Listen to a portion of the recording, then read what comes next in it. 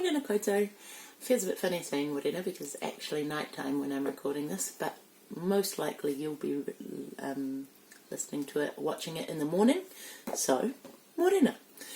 I'm going to read chapter 7 of Holes.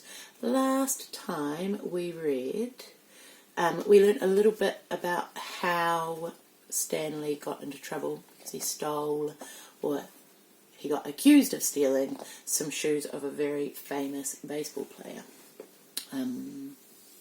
So that's where we left off. The shovel felt heavy in Stanley's soft, fleshy hands. He tried to jam it into the earth, but the blade banged against the ground and bounced off without making a dent. The vibrations ran up the shaft of the shovel and into Stanley's wrists, making his bones rattle. It was still dark. The only light came from the moon and the stars. More stars than Stanley had ever seen before.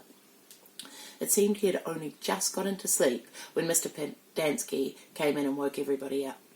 Using all his might, he brought the shovel back down into the dry lake bed. The force stung his hands, but made no impression on the earth. He wondered if he had a defective shovel. He glanced at Zero about 15 feet away, who scooped out a shovelful of dirt and dumped it on a pile that was already almost a foot tall. For breakfast, they had been served some kind of lukewarm cereal. The best part was the orange juice. They each got a pint carton. The cereal actually didn't taste too bad, but it smelt just like his cot. Then they filled their canteens, got their shovels, and were marched out across the lake. Each group was assigned a different area. The shovels were kept in a shed near the showers. They all looked the same to Stanley, although X-Ray had his own special shovel which no one else was allowed to use. X-Ray claimed it was shorter than the others, but if it was only by a fraction of an inch. The shovels were 5 feet long from the tip of the steel blade to the end of the wooden shaft. Stanley's hole would have to be as deep as his shovel, and he'd have to be able to lay the shovel flat across the bottom in any direction. That was why X-Ray wanted the shortest shovel. The lake was so full of holes and mounds that it reminded Stanley of pictures he'd seen of the moon.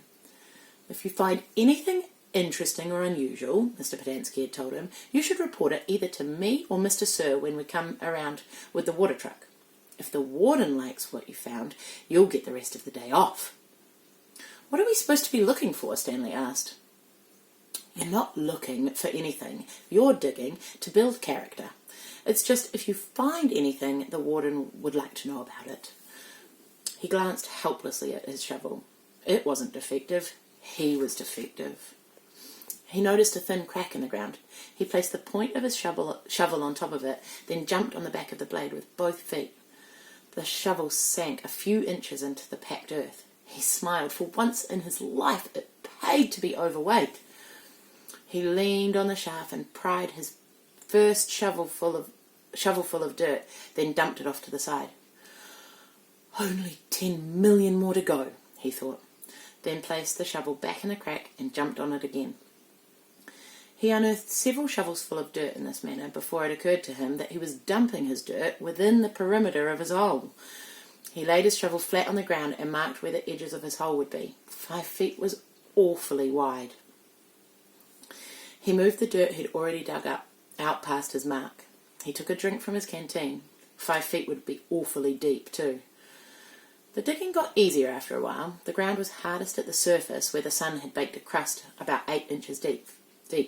Beneath that, the earth was looser. But by the time Stanley broke past the crust, a blister had formed in the middle of his right thumb, and it hurt to hold the shovel. Stanley's great-great-grandfather was named Alja Jolants. He was born in Latvia. When he was 15 years old, he fell in love with Myra Menke. He didn't know he was Stanley's great-great-grandfather, of course. Myra Menke was 14. She would turn 15 in 2 months, at which time her father had decided she should be married. Alja went to her father to ask for her hand, but so did Igor Barkov, the pig farmer. Igor was 57 years old. He had a red nose and fat, puffy cheeks. I will trade you my fattest pig for your daughter, Igor offered. And what have you got? Mira's father asked Alja. A heart full of love, said Alja. I'd rather have a fat pig, said Mira's father. Desperate, Elia went to see Madame Zeroni, an old Egyptian woman who lived on the edge of town. He had become friends with her, though she was quite a bit older than him. She was even older than Igor Barkov. The other boys of the village liked to mud wrestle. Elia preferred visiting Madame Zeroni and listening to her many stories. Madame Zeroni had dark skin and a very wide mouth. When she looked at you, her eyes seemed to expand and you felt like she was looking right through you. "Elia, what's wrong?" she asked before he even told her he was upset. She was sitting in a homemade wheelchair. She had no left foot. Her leg stopped at her ankle. "I'm in love with Myra Menka," Elia confessed, "but Igor Barkov has offered to trade his fattest pig for her. I can't compete with that." "Good," said Madame Zeroni. "You're too young to get married. You've got your whole life ahead of you." "But I love Mira." "Mira's head is as empty as a flower pot." "But she's beautiful." "So is a flower pot. Can she push a plough? Can she milk a goat? No, she's too delicate. Can she have an intelligent conversation? No, she is silly and foolish. Will she take care of you when you are sick? No, she is spoiled and will only want you to take care of her. So she's beautiful, so what?" Madame Zeroni spat on the dirt.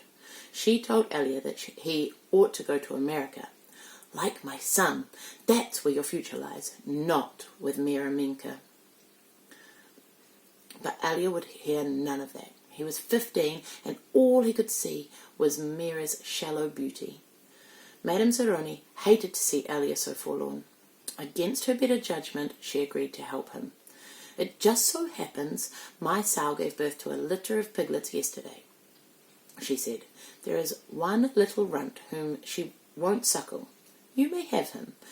He would die anyway." Madame Zeroni led Elia around the back of her house where she kept her pigs. Elia took the tiny piglet, but he didn't see what good it would do him. It wasn't much bigger than a rat. "He'll grow," Madame Zeroni assured him. "Do you see that mountain on the edge of the forest?" "Yes," said Elia. "On top of that mountain there is a stream where the water runs uphill. You must carry the piglet every day to the top of the mountain and let it drink from the stream. As it drinks, you are to sing to him." She taught Elia a special song to sing to the pig. "On the day of Mira's 15th birthday, you should carry the pig up the mountain for the last time. Then take it directly to Mira's father. It will be fatter than any of Igor's pigs." "If it is that big and fat," asked Elia, "how will I be able to carry it up the mountain?" "The piglet is not too heavy for you now, is it?" asked Madame Zeroni. "Of course not," said Elia. "Do you think it will be too heavy for you tomorrow?" "No. Every day you will carry the pig up the mountain. It will get a little bit bigger, but you will get a little bit stronger. After you give the pig to Mira's father, I want you to do one more thing for me." "Anything," said Elia. "I want you to carry me up the mountain. I want to drink from the stream, and I want you to sing the song to me." Elia promised that he would. Madame Zeroni warned if he failed to do this, he and his descendants would be doomed for all of eternity. At the time, Elia thought nothing of the curse. He was just a 15-year-old kid, and eternity didn't seem like much longer than a week from Tuesday. Besides, he liked Madame Zeroni, and would be glad to carry her up the mountain. He would have done it right then and there, but he wasn't strong enough yet. Stanley was still digging. His hole was about 3 feet deep, but only in the centre. It sloped upward to the edges. The sun had only just come up over the horizon, but he could already feel its hot rays against his face. As he reached down to pick up his canteen, he felt a sudden rush of dizziness and put his hands on his knees to steady himself. For a moment he was afraid he would throw up, but the moment passed. He drank the last drop of water from his canteen. He had blisters on every one of his fingers and in the centre of each palm. Everyone else's hole was a lot deeper than his. He couldn't actually see their holes, but he could tell by the size of their dirt piles. He saw a cloud of dust moving across the wasteland and noticed that the other boys had stopped digging and were watching it too. The dirt cloud moved closer, and he could see that it trailed behind a red pickup truck. The truck stopped near where they were digging, and the boys lined up behind it. X-ray in front, Zero at the rear. Stanley got in line behind Zero. Mr. Sir filled each of their contents from a tank of water in the bed of the pickup. As he took Stanley's canteen from him, he said, "This isn't the Girl Scouts, is it?" Stanley raised and lowered one shoulder. Mr. Sir followed Stanley back to his hole to see how he's doing. "You better get with it," he said, "or else you're going to be digging in the hottest part of the day." He popped some sunflower seeds into his mouth, deftly removed the shells with his teeth, and spat them into Stanley's hole. I'm going to stop there because this is a long chapter, and otherwise it's going to end up being a very long video, and we will start from here next time. Have a wonderful day, and see you next time. Bye.